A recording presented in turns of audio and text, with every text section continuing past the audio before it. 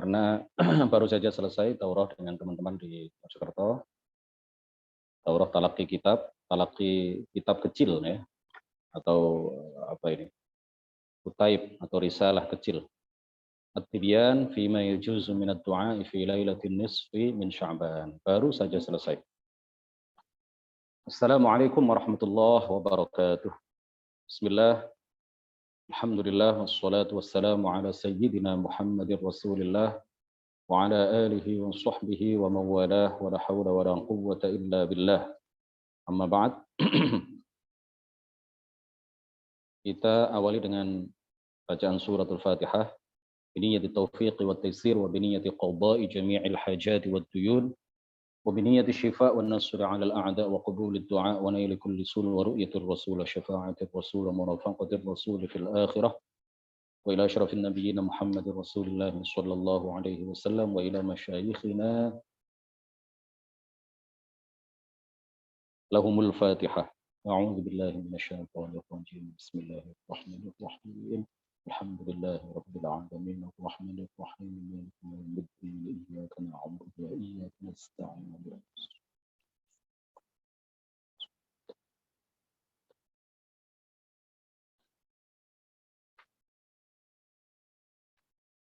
Halaman 7.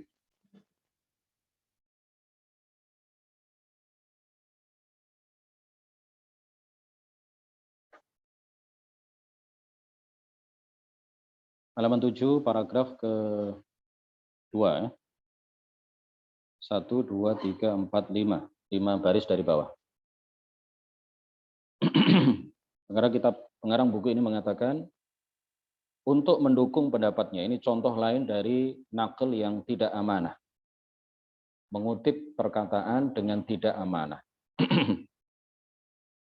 Contoh yang pertama sudah kita sampaikan pada minggu yang lalu. Yang akan kita baca ini adalah contoh berikutnya. Untuk mendukung pendapatnya, Ibnu Taimiyah menyelewengkan fatwa Al-Izz Ibnu Abdissalam. Al-Izz atau Izzuddin Ibnu Abdissalam ini adalah salah satu ulama dalam mazhab Syafi'i. Ibnu Taimiyah mengutip perkataan Al-Izz Ibnu Abdissalam dengan tidak amanah. Apa yang dilakukan oleh Ibnu Taimiyah? Ibnu Abdissalam yang berbicara tentang al-iqsam 'ala Allahi dengan makhluknya. Bersumpah atas Allah, bersumpah atas nama Allah dengan makhluknya. Dan beliau berpendapat, jika hadis tentang hal itu sahih, jika hadis tentang al-iqsam 'ala Allah dengan makhluk itu sahih, kata Ibnu Abdissalam, maka hendaknya al-iqsam 'ala Allah dikhususkan dengan Nabi.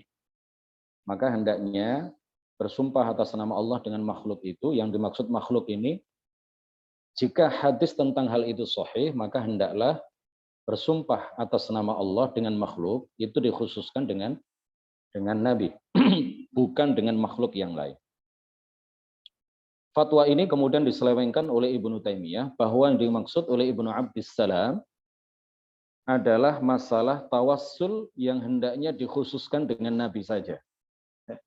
Ini betul-betul penukilan yang tidak amanah.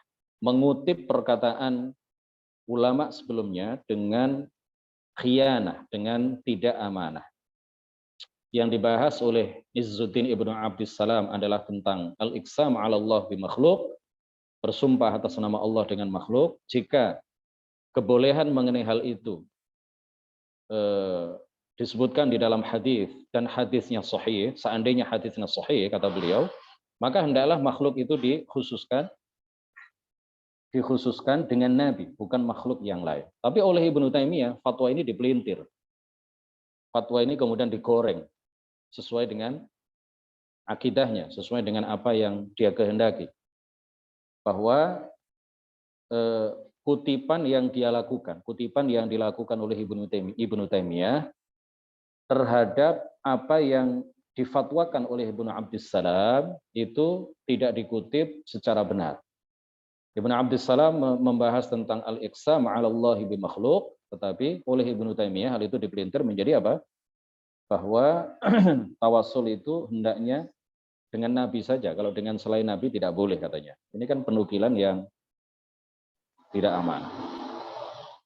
Syekh Abdullah Al-Ghumari, seorang ulama hadis yang berasal dari Maroko, adiknya Al-Hafidh Ahmad Al-Ghumari, kakaknya Al-Muhaddits Abdul Aziz Al-Ghumari, tiga bersaudara semuanya ahli hadis luar biasa dari Maroko. Beliau mengatakan hadza wa qad naqala Ibnu Taimiyah fi Majmu'atir Rasail Al-Kubra anna Izzuddin bin Abdus Salam fi fatawihi ajaza at-tawassul bin Nabi sallallahu alaihi wasallam wa ja'alahu min khususiyatihi wa qalladahu fi hadha an-naql asy-Shawkani fi ad-Durr an-Nadid wa illam yusarrih bidzalika wa naqashahu fi da'wa al-khususiyyati wa ra'a أعني الشوكانية جواز التوسل بالعلماء ونحوهم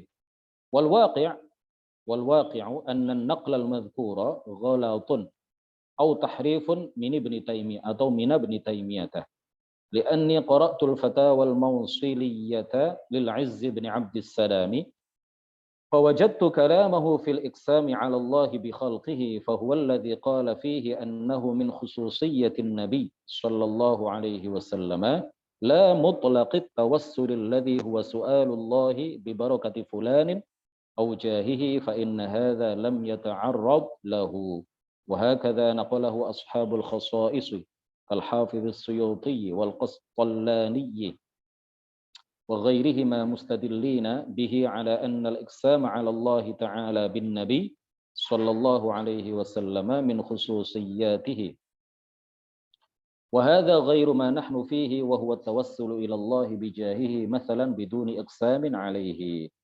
Ibnu Taimiyah halaman 9, Ibnu Taimiyah telah menukil dalam Majmu'atur Rasail Al-Kubra bahwa Izzuddin Ibnu Abdus Salam dalam kumpulan fatwanya membolehkan tawassul dengan Nabi dan ia menjadikan itu termasuk salah satu kekhususan Nabi. Penukilan ini diikuti oleh Asy-Syaukani dalam Ad-Durrun Nadid, meski ia tidak menyebutkan itu dengan tegas. Dan Asy-Syaukani mendebatnya tentang klaim kekhususan tersebut dan Asy-Syaukani berpendapat bolehnya bertawassul dengan para ulama dan semacamnya. Faktanya penukilan ini keliru atau bahkan penyelewengan oleh Ibnu Taimiyah karena saya telah membaca Al-Fatawa Al-Mawsiliyah karya Al-Izz Ibnu Abdus Salam. Saya siapa ini? Saya Syekh Abdullah Al-Ghumari. Aku dapati perkataannya tentang al-iqsam 'ala Allah dengan makhluknya. Inilah yang menurut Ibnu Abdus Salam khususiyat Nabi. Bukan tawassul yang merupakan permintaan kepada Allah dengan berkah si fulan atau kemuliaan fulan. Ini tidak dibicarakan oleh Al-Izz Ibnu Abdus Salam. Demikian pula fatwa tersebut dikutip oleh para pengarang kitab-kitab khosais seperti Al-Hafidh As-Suyuti, Al-Qasqalani dan lainnya. Mereka berdalil dengan perkataan Al-Izz bahwa al-iqsam 'ala Allah dengan Nabi termasuk khususiyat Nabi. Al-iqsam 'ala Allah dengan Nabi termasuk khususiyat Nabi. Ini jauh berbeda dengan tema bahasan kita, yaitu tentang tawassul kepada Allah dengan kemuliaan Nabi tanpa bersumpah kepada Allah dengan nama Nabi misalnya. Jadi ini sekali lagi adalah penukilan yang tidak amanah yang dilakukan oleh Ibnu Taimiyah ketika dia mengutip pendapat Al-Izz Ibnu Abdus Salam karena apa yang dibahas oleh Al-Izz Ibnu Abdus Salam ini tidak tidak ada kaitannya sama sekali dengan apa yang ingin didukung atau disebarkan oleh Ibnu Taimiyah.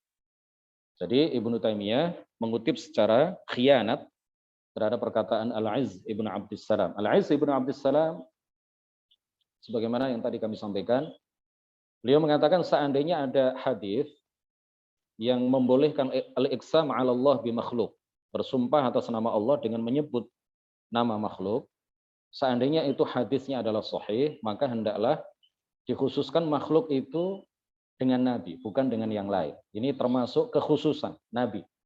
Jadi bersumpah bersumpah al-iqsam 'ala Allah dengan makhluk, ya, bersumpah kepada Allah dengan makhluk itu hendaklah makhluk di sini dikhususkan bagi Nabi, bukan bersumpah dengan selain Nabi. Ya, ini adalah di antara kekhususan ya yang melekat pada diri Nabi, bahwa bersumpah kepada Allah dengan Nabi itu dibolehkan.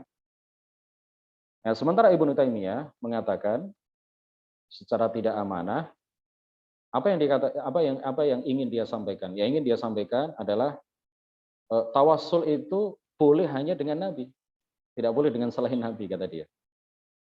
Ya, tawassul itu kata dia hanya boleh dengan Nabi.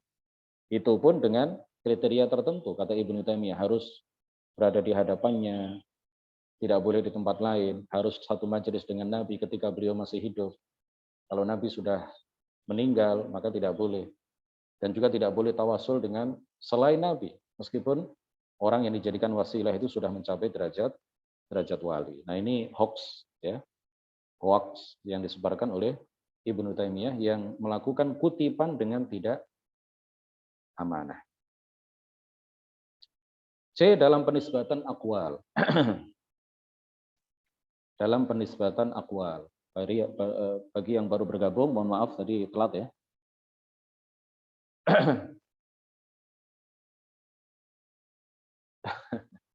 Ya, itu ada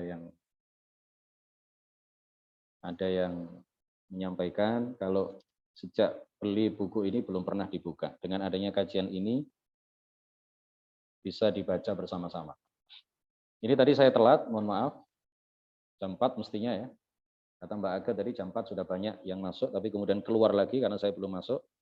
Karena barusan ada daurah terkait dengan Nisfu Sya'ban, alhamdulillah di Sekretariat Yayasan Syah Mahmud Jakarta, dihadiri oleh putra dan putri tadi, offline ya.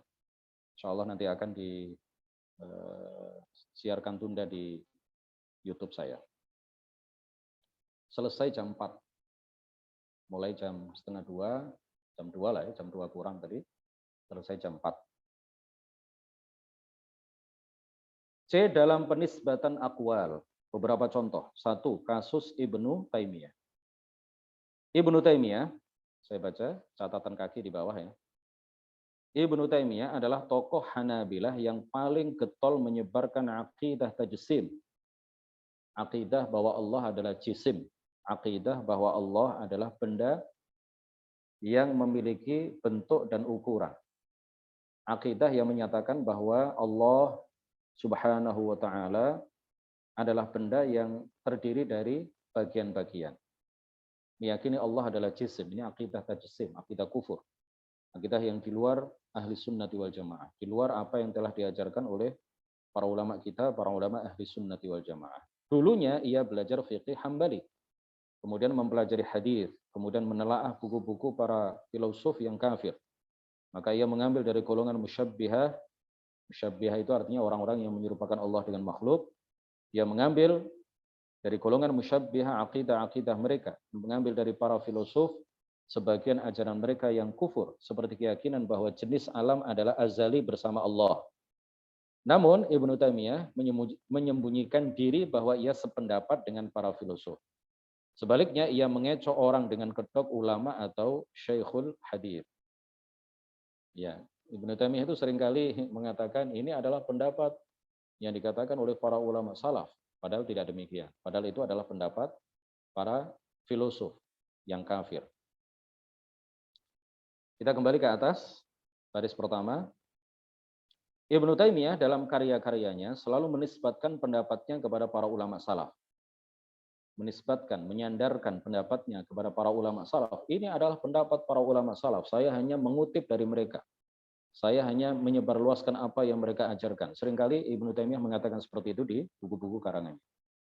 Dia juga menisbatkan atau menyandarkan pendapatnya kepada ahli hadis, a'immah as-sunnah, para ulama sunnah secara umum, tanpa menyebut nama. Karena apa yang dikatakan itu hoax, ya, maka dia tidak bisa menyebut nama. Dia hanya mengatakan bahwa ini adalah pendapat ulama salaf tanpa menyebut ulama salaf yang mana. Ulama salaf yang siapa? Dia tidak menyebut nama tertentu. Kadang ia nisbatkan kepada para imam mazhab 4 atau sebagian ulama mazhab 4 dengan atau tanpa menyebut nama.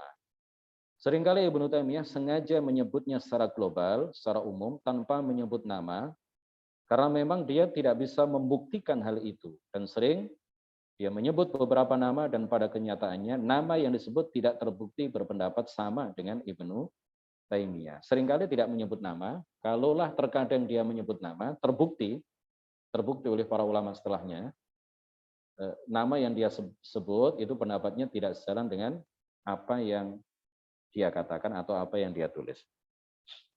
Ini semua dilakukan untuk propaganda. Ya, melariskan dagangan ajaran-ajarannya. Ini semua dilakukan untuk propaganda, pengelabuan agar orang mengikuti pendapatnya. Sebagai contoh, Ibnu Taimiyah menyebutkan pendapatnya bahwa meyakini adanya hawadits la awwala laha adalah pendapat para ahli hadis dari kalangan ashab Asy-Syafi'i, Ahmad, dan semua kelompok tanpa menyebut nama. Ibnu Taimiyah menyebutkan pendapatnya bahwa Allah berbicara dan diam adalah pendapat a'immatus sunnah.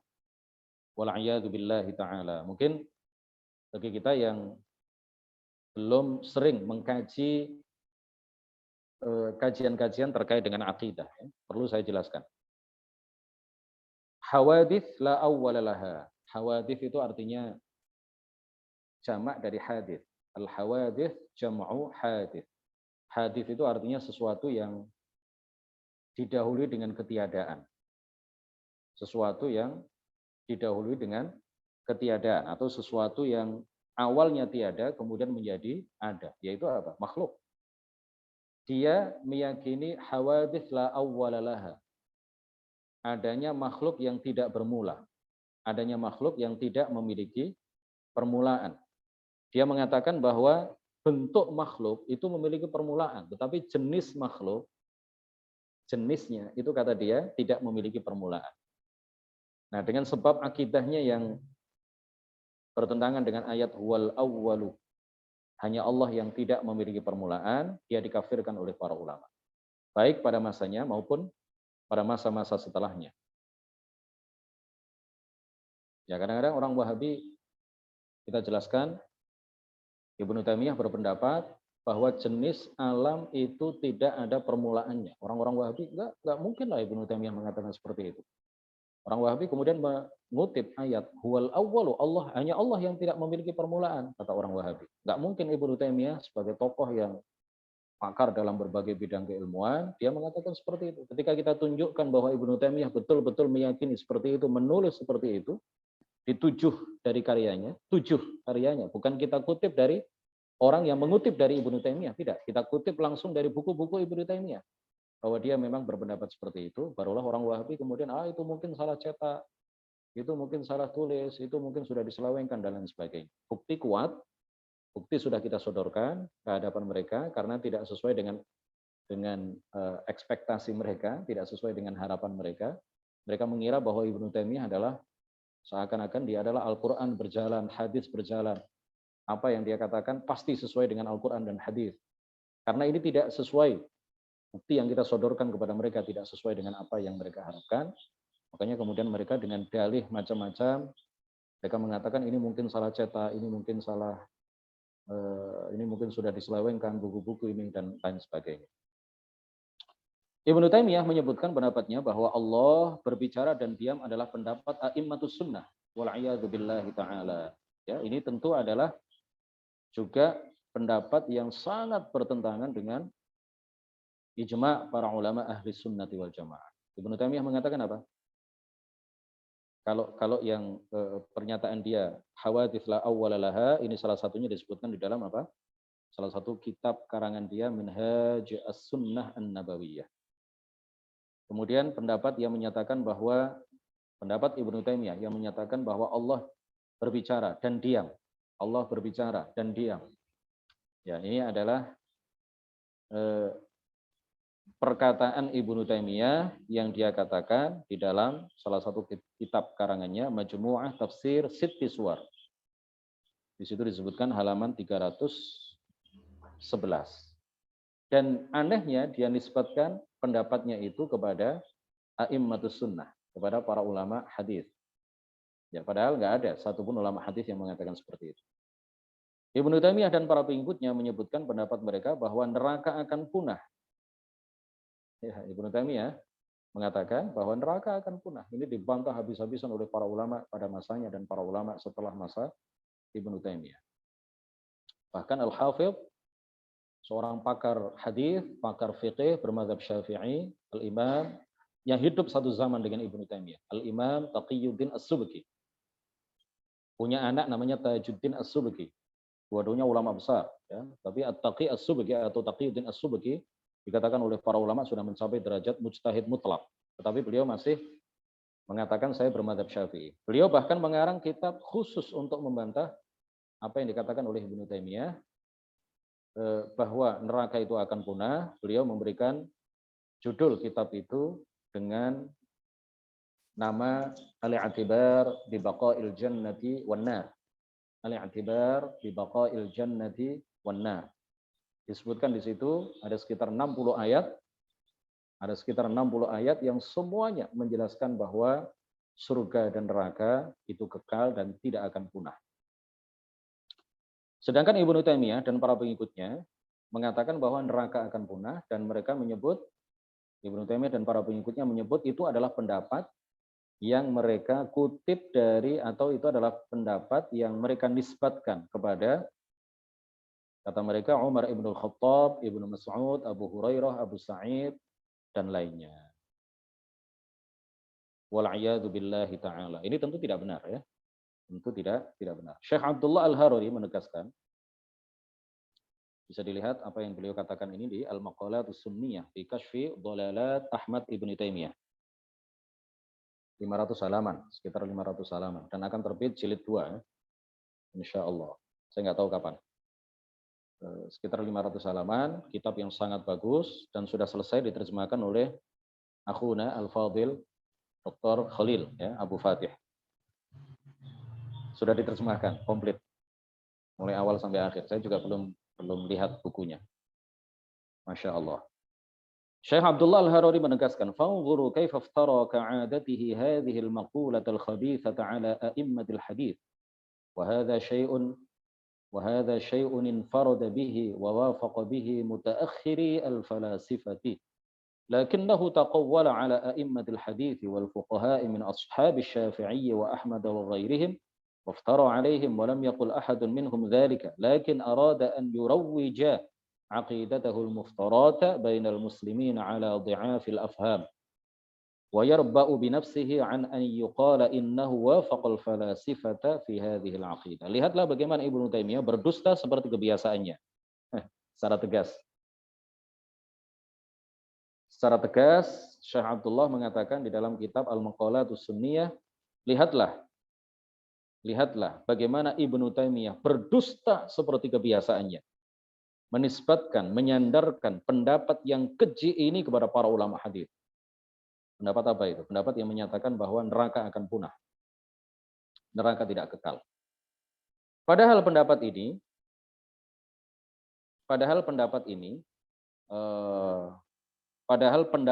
ini pendapatnya bahwa jenis alam azali adalah pendapat pribadinya. Nah, sebentar. Ini terkait dengan pendapat bahwa jenis alam azali, ya. Seperti yang di awal tadi, bukan terkait dengan dua pendapat lain yang juga disandarkan atau dinisbatkan kepada para ulama salaf, bahkan sebagian disandarkan kepada para sahabat. Ini yang dikatakan oleh Syekh Abdullah ini terkait dengan pendapat Ibnu Taimiyah bahwa jenis alam itu tidak bermula. Lihatlah bagaimana Ibnu Taimiyah berdusta seperti kebiasaannya menisbatkan pendapat yang keji ini kepada para ulama hadis. Padahal pendapat ini, yaitu pendapatnya bahwa jenis alam azali adalah pendapat pribadinya. Dan dalam hal ini ia sependapat dengan generasi para filosof atau filsuf belakangan. Mutaakhiri al-falasifah. Akan tetapi ia menisbatkan atau menyandarkan itu kepada para ulama hadis dan fikih dari kalangan ashab asy-Syafi'i, Ahmad dan lainnya, dan berdusta terhadap mereka. Padahal tidak ada seorang pun di antara mereka yang berpendapat seperti itu. Tetapi Ibnu Taimiyah ingin memasarkan akidahnya, ingin melariskan akidahnya yang dusta itu di antara kaum muslimin yang lemah pemahamannya dan enggan untuk disebut bahwa ia menyamai para filosof dalam akidah ini. Nah, dia tidak mau dikatakan sebagai orang yang mengekor pendapatnya para ahli filsafat. Dia ingin menyatakan di hadapan orang-orang yang lemah pemahaman mereka bahwa apa yang dia katakan ini tiada lain adalah pendapat para ulama sebelumnya. Padahal nggak ada ulama yang mengatakan seperti itu. Syekh, satu lagi ya, Syekh Abdullah Al-Harari juga menegaskan, saya berkata, fala yaghtarra mutali'u kutubihi binisbati hadzal ra'yi al-fasid ila a'immati ahli sunnati wa dzalika da'buhu an yansiba ra'yahu alladhi yarahu wa yahwahu ila a'immati ahli sunnah wal ya'lam an-nadhiru fi mu'allafatihi anna hadza talbisun wa tamwihun mahdhun yuridu an yurawwijahu ala du'afa'il 'uqul alladhina la yuwaffiquna bainal 'aqli wan naql. Hanya orang-orang yang belajar dari Google, hanya orang-orang yang belajar dari buku, yang percaya dengan apa yang dikatakan oleh Ibnu Taimiyah. Sehingga kemudian memuji-muji Ibnu Taimiyah, bahkan memuja-mujanya sebagai seorang pembaharu Islam, sebagai seorang mujtahid mutlak. Dia adalah orang yang perkataannya ibarat nas Al-Quran yang tidak boleh ditakwil. Ya, kenapa? Karena hanya belajar dari Google, hanya belajar dari majalah, hanya belajar dari guru-guru mereka yang sanadnya terputus, sehingga tidak bisa membedakan mana perkataan Ibnu Taimiyah yang sesuai dengan Quran dan hadis dan mana perkataan dia yang sangat jauh dari kandungan Al-Quran dan hadis. Bahkan apa yang dia katakan sebagai pendapat para ulama salaf yang dia kutip, itu para ulama salaf tidak ada yang mengatakannya. Orang yang sanadnya terputus, tidak punya guru, belajar hanya dari internet, dia tidak akan tahu hal itu. Ya, dia tidak akan mengetahui hal itu. Dia mengira bahwa Ibnu Taimiyah adalah seorang yang luar biasa, hafal ribuan hadis, ya, kita akui. Ibnu Taimiyah hafal ratusan ribu hadis. Ya, bukan ribuan hadis, dia hafal ratusan ribu hadis. Tetapi apa yang dikatakan oleh para ulama, dia tidak paham mengenai apa yang dia hafal. Dia hanya hafal tapi tidak paham. Ya, dia hanya hafal Al-Quran. Ibnu Taimiyah itu hafal Al-Quran dan hafal ribuan hadis, ratusan ribu hadis. Tetapi dia tidak diberi pemahaman yang benar oleh Allah Subhanahu wa taala terhadap Al-Quran yang dia hafal dan terhadap ratusan ribu hadis yang dia hafal. Malah dia seringkali mengeluarkan pendapat-pendapat yang sesat, yang menyimpang dari apa yang sudah disepakati oleh para ulama, dan apa yang dikatakan itu berbeda dengan pendapat para ulama sebelumnya. Saya berkata, halaman 12, Syekh Abdullah Al-Harari berkata, janganlah sampai pembaca buku-buku Ibnu Taimiyah terperdaya, tertipu dengan penisbatan pendapat yang batil ini kepada para imam di kalangan ahlu sunnah. Karena sudah menjadi kebiasaan Ibnu Taimiyah menisbatkan pendapat yang dia gandrungi, kepada para ulama ahlu sunnah. Dan hendaklah pembaca karya-karya Ibnu Taimiyah ketahui bahwa ini adalah kelicikan dan tipuan belaka. Karena ia ingin memasarkan pendapatnya kepada orang-orang yang lemah akalnya, yang tidak bisa mengkompromikan antara akal dan dalil naql. Benar apa yang dikatakan oleh seorang pakar hadis Al-Iraqi, Ibnu Taimiyah itu ilmuhu akbaru min aqlihi. Ilmunya itu lebih besar daripada akalnya. Ini untuk menggambarkan apa? Apa yang dimaksud dengan perkataan beliau, ilmuhu akbaru min aqlihi. Artinya dia hanya hafal tetapi tidak paham mengenai apa yang dia hafal. Dan licik sekali. Jangan kita tertipu dengan apa yang digembar-gemborkan oleh orang Wahabi bahwa Ibnu Taimiyah adalah seorang mujtahid, seorang pembaharu, seorang tokoh besar dalam lintas secara umat Islam. Jangan kita terpesona dengan propaganda orang-orang Wahabi yang menyebut Ibnu Taimiyah dengan label-label setinggi langit, ya, dengan predikat-predikat yang setinggi langit, karena memang orang yang tahu persis siapa Ibnu Taimiyah, maka dia tidak akan mengambil sedikit pun dari perkataan Ibnu Taimiyah. Nah, ini saya menghimbau kepada kita semua, ya. Jangan sampai ada di antara kita yang mengatakan sebagaimana dikatakan oleh sebagian orang. Ya, baca saja karangan-karangan Ibnu Taimiyah, yang baik kita ambil, yang buruk kita tinggal. Dari mana dia tahu bahwa apa yang dikatakan oleh Ibnu Taimiyah itu betul-betul baik, ya, tanpa memiliki timbangan yang kuat pada dirinya. Karena memang Ibnu Taimiyah adalah seorang yang terbiasa melakukan penipuan, melakukan propaganda, melakukan pengelabuan, apa yang tidak dikatakan oleh para ulama salaf dikatakan sebagai pendapat para ulama salaf. Ini kan sangat berbahaya kalau kita membaca buku-buku Ibnu Taimiyah.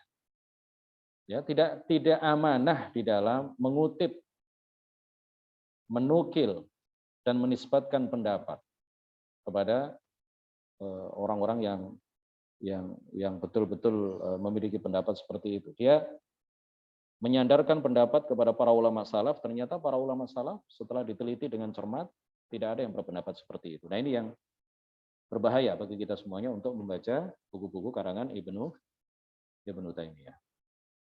Barakallahu fikum. Ada yang chat tadi apa? Pertanyaan atau hanya informasi saja?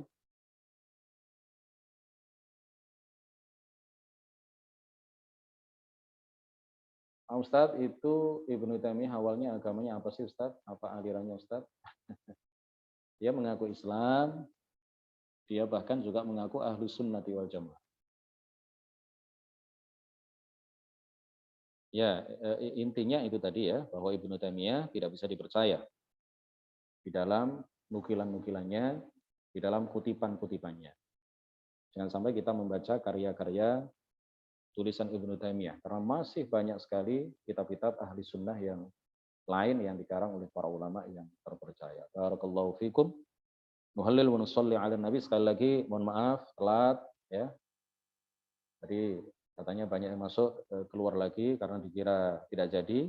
Ini tadi karena jam 4 saya selesai daurah tentang nisfu Sya'ban bersama offline ya, bersama teman-teman Syahmah di Kabupaten Mojokerto, di kota dan Kabupaten Mojokerto.